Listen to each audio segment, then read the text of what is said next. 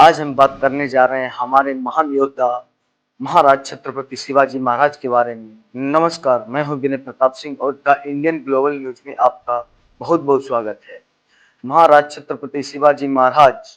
महाराज की कहानी आप लोगों को अभी तक ऐसी नहीं पता होगी जो आज हम बताने जा रहे हैं। आप लोगों को पता हो तो बताना कि हाँ, ये कहानी हमें पहले से पता थी, क्योंकि आप लोगों को पता होगा कि औरंगजेब को किस तरह से मारा है, किस तरह से वो अपने हाथ में लेकर गए थे और किस तरह से औरंगजेब को मतलब मौत के घाट उतार दिया। ये तो सब लोगों को पता है, लेकिन ये किसी को नहीं पता था कि जब हमारे भारत देश में आधे से ज़्यादा मुगलिया सल्तनत हो चुकी थी, मुगल सल्तनत मतलब थी सभी जगह पर, तब एक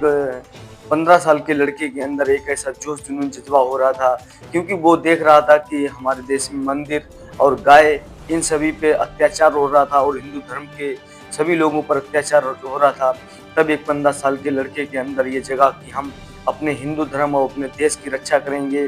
और वो ही एक 15 साल का लड़का था जो कि छत्रपति शिवाजी महाराज थे, जिन्होंने 15 साल की उम्र में मुगलों के साथ में पहली लड़ाई जीती थी, जिससे कि पहली लड़ाई जीतने के बाद में मुगलों का बहुत ही धन दौलत छत्रपति शिवाजी महाराज के पास में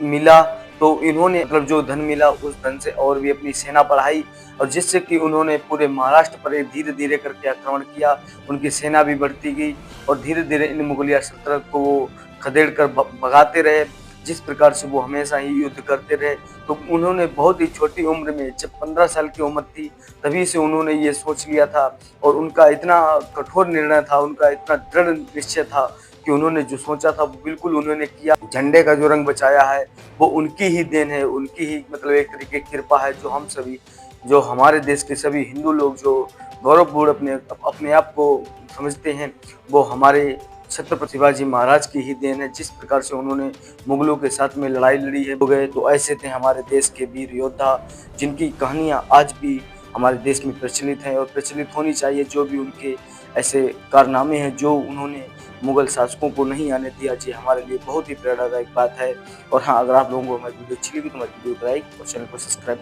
अवश्य कर दें। हम मिलते हैं किसी नेक्स्ट